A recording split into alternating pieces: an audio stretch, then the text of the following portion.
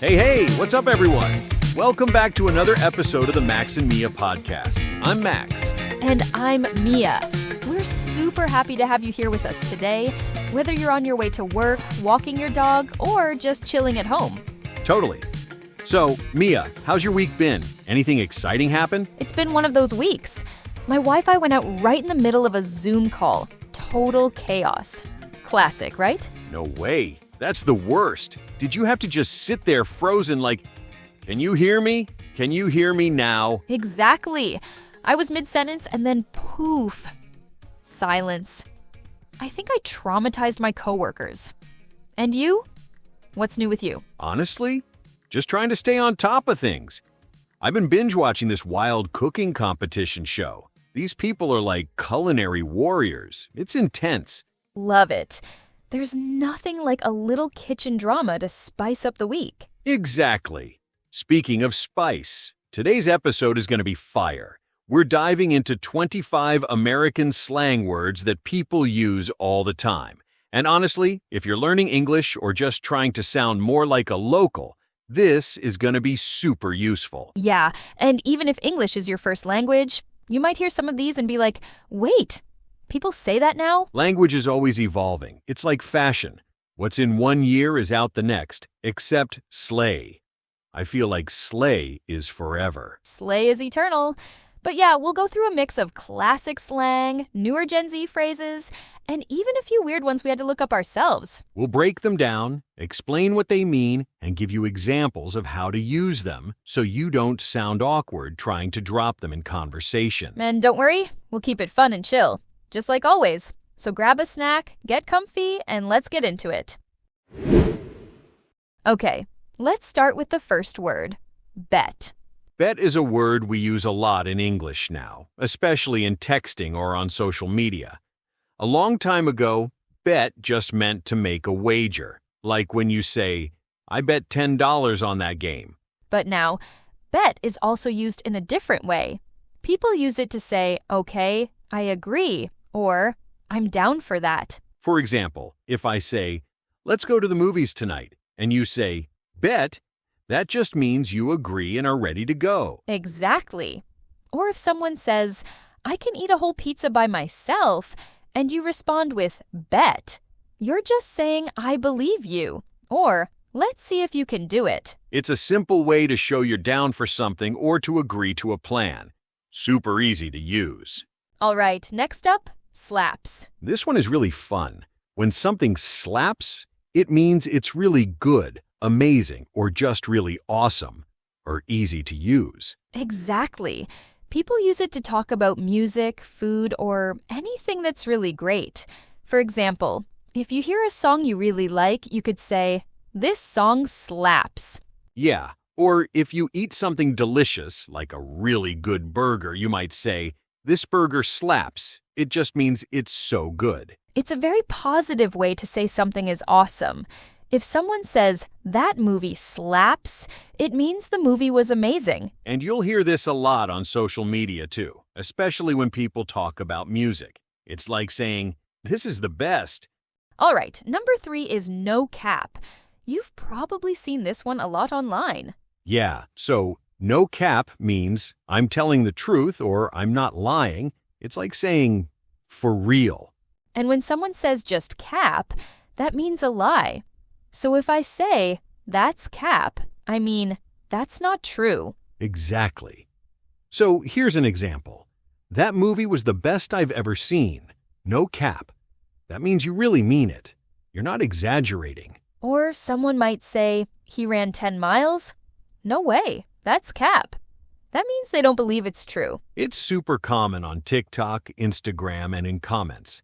It's a quick way to show you're being honest or to call out a lie. Next up, number 4, bussin'. This word is used a lot to describe really good food, like amazing food. Yeah, if you eat something and it tastes so good, you can say, this is bussin'. For example, if you're eating a big slice of pizza and it's delicious, you might say, yo, this pizza is bussin'. It's fun to say too, but remember, it's super casual. You probably wouldn't use it in a job interview. Totally. But on TikTok or Instagram, you'll hear people say, That's bussin' all the time when they eat something amazing. So if you hear someone say this burger is bussin', now you know it means it's really, really good. All right, number 5 is a classic, lit. Oh yeah, this one's been around for a while. Lit means something is really fun, exciting, or amazing, like a great party or a cool event. Exactly. If you go to a party and it's super fun, you can say, that party was lit. Or if a concert is full of energy and people are having the best time, someone might say, this concert is lit. People also use it for anything exciting, not just parties, like, that game last night was lit, or this music is lit. It's another slang word you'll see a lot on social media, and it's all about good vibes and high energy. So next time something's really fun, just say, it's lit. Okay, number 6 is a fun one, stan. Yeah, stan is both a noun and a verb, and it means you're a huge fan of something or someone. And I think it comes from a song by the rapper Eminem called Stan, which was about a fan who was a little too obsessed. But now people use it in a positive way. So if I say, I stan Beyoncé, I mean, I really admire her. I'm a big fan. Or if someone says, we stan this movie, it means they love it a lot. You'll see it a lot on Twitter or TikTok, especially when people support their favorite celebrities, bands, or even shows. So yeah, if you really love something, go ahead and say, I stan it. All right, word number 7 is a big one, goat. Yeah, and it doesn't mean the animal. In slang, GOAT stands for greatest of all time, G-O-A-T. People use it to talk about someone who is the best at what they do, like the top of the top. Exactly. For example, when people talk about soccer, they always say, is Messi the GOAT? Or is it Cristiano Ronaldo? Or in basketball, it's like, who's the GOAT? LeBron or Michael Jordan? That's a big debate. So next time you want to say someone is the best ever, just say, he's the GOAT, or she's the GOAT. And you'll see it all over social media. Sometimes people even put a little goat emoji in comments to show it. Okay, word number 8 is kind of funny. It's NPC. Yeah, it stands for non-player character. It comes from video games. In a game, an NPC is a character you don't control. They're just there to walk around or say the same thing over and over. So now, people use NPC as slang to describe someone who acts in a way that's kind of robotic or not very original. For example, if someone always says the same things or doesn't react much, people might say, he's such an NPC. It's not super nice, but it's usually used as a joke. Like when someone's just standing around doing nothing or giving a weird reply like, hello, weather is nice. Yeah, like they're in a video game. You'll hear this one a lot on TikTok, especially in funny videos. So if you see someone acting strange or too basic, someone might comment, bro's an NPC. All right, number 9 is short and simple. Mid. Yeah, mid means something is average, not great, or even kind of boring. It's not terrible, but it's definitely not amazing. Just in the middle. That's why it's called mid. For example, if someone watches a movie and says, that movie was mid, they mean it was just okay. Not bad, but nothing special. Or if a song comes out and people don't love it, they might say, that song's kinda mid. It's used a lot online, especially when people want to criticize something in a simple way. So next time you try something and think, hey, it's fine, but I wouldn't do it again, you can just say, it was mid.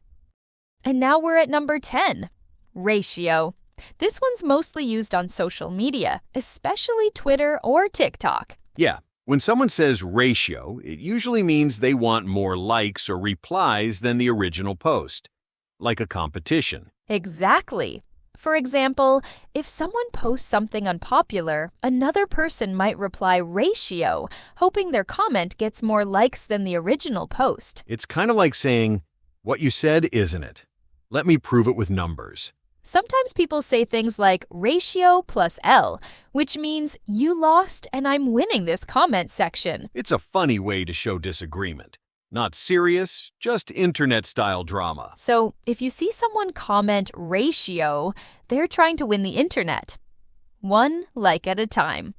Next up, based. This one can be a little confusing at first, but it's actually pretty cool.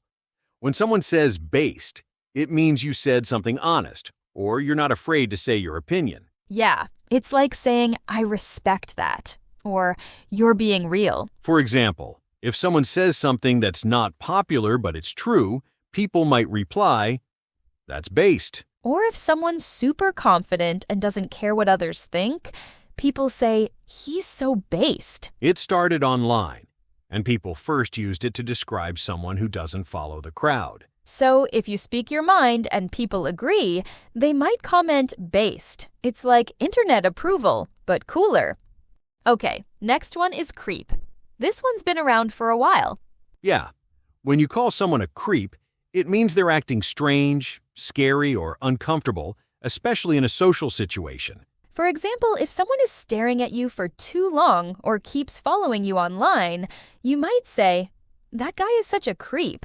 It's not a nice word. People use it to describe weird or disrespectful behavior. And on social media, to creep on someone can also mean looking through their profile secretly, like checking all their photos without liking anything. Right, like I totally creeped on his Instagram last night.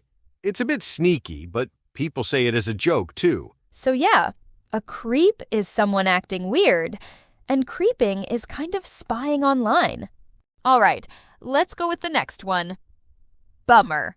A bummer is a word we use when something disappointing or unlucky happens. It's like saying, that's a shame or that's bad luck. For example, if your plans get canceled, you might say, oh, that's such a bummer. It just means it's unfortunate. Yeah. Or if you lose your keys, you could say, what a bummer. It's just a way to express that something didn't go right. It's a pretty casual word, and you'll hear it a lot when people are talking about small disappointments. Exactly. So next time something doesn't go as planned, just say, what a bummer. Next one is chill. Chill is a super relaxed word. It can mean to relax or to take it easy. For example, if someone says, let's just chill, they mean let's relax and hang out. It can also mean someone is calm or not getting too excited. Like, if you see someone staying cool in a stressful situation, you might say, wow, he's so chill. It's also used when someone isn't being too serious. Like, if you're just having fun and not worrying about anything, you can say, this is so chill. And on social media, people also say chill to mean easygoing. Like, that vibe is chill. It's a very popular word, especially in casual conversations or when people want to describe a relaxed environment. Okay, the next is a super common one. Dude. Dude is a very casual word used to refer to a person, especially a friend or someone you know well. It doesn't matter if they're a guy or a girl. Dude is used for both. You can say, what's up, dude? No matter who you're talking to. Exactly. It's just an informal, friendly way to refer to someone. You can also say, that dude is cool when talking about someone, even if you're not close friends. And it's also used when you're surprised or excited, like, dude, that's amazing, or no way, dude. It's a super popular word, especially in the US. You'll hear it a lot in casual conversations or even in movies and TV shows. So next time you're talking to your friend, just say, hey, dude, or what's up, dude? And it'll sound very natural. All right, let's talk about the next word, simp. This one has been all over the internet. Yeah, if someone calls you a simp, it's not exactly a compliment, right? Ha ha ha, not really. A simp is someone who does a lot for someone they like, but maybe they're doing too much, like buying gifts or giving lots of attention, even if the other person doesn't show the same interest. So it's like someone who's extra nice to someone they like, but doesn't get anything back in return. Exactly. For example, if a guy is constantly complimenting a girl on social media, but she's not replying or showing interest, people might say, Dude, stop simping. It's funny though, because sometimes people use it as a joke. Like, if a friend is really nice to a celebrity online, someone might say, "You're simping over them." Right. And it's often used in memes or on TikTok. But it's important to remember that it's not always meant in a bad way. Sometimes people just say it when someone's being really kind. Yeah, exactly. So if you're doing something really sweet for someone you like, but maybe a bit too much, someone might say, "Stop simping." All right, let's go with drip. Oh yeah, drip is all about style and looking good.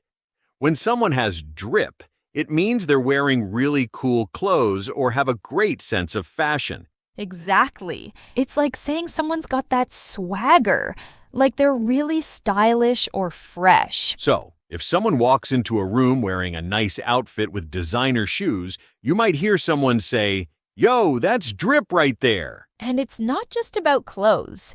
It can also be used for accessories or anything that makes you look really good, like cool jewelry or sunglasses. Right. You'll see people say things like, "She's got the drip today," or "His outfit is straight up drip." It's definitely a word you hear a lot on social media, especially in places like Instagram or TikTok where people show off their fashion. So, if you're feeling confident in your outfit and you want to show it off, just say, "Check out my drip." All right, next one. Flex. Yes, to flex means to show off something you're proud of, usually in a bragging way. It's like when you want to impress people with something you have or something you can do. For example, if someone just bought a new car, they might take a picture and post it online, and someone could say, "Oh, you're flexing that new car." Or if someone is showing off their muscles, they might say, "Stop flexing, we get it. You work out." It can also be used when people show off their success or something they're proud of, like a new job or a cool achievement. It's not always negative, though. Sometimes people just want to share something exciting. But if you're flexing too much, it might come off as showing off. And it's super common on social media. You'll see people posting things just to flex their lifestyle or what they've got. So if you're proud of something and want to show it off, you can say, "I'm just flexing a little bit." But remember, don't overdo it. All right, the next is stoked. Stoked is a fun one. It means really excited or super happy about something. Yeah, it's like saying "I'm pumped" or "I'm ready for this." It's used when you're really looking forward to something cool. For example, if you're going to a concert, you might say, "I'm so stoked for the concert tonight." It shows how excited you are. Or if you just got tickets to see your favorite band, you could say, "I'm stoked I got the tickets." Exactly. It's a really positive word, and it's used a lot by people who are into things like sports, music, or big events. So if something exciting happens, you can just say, "I'm so stoked," to show how pumped you are. It's definitely one of those words you'll hear often in a casual setting, especially when someone's looking forward to something fun. All right, let's talk about low-key. This word is super useful when you want to be a little discreet about something. Exactly.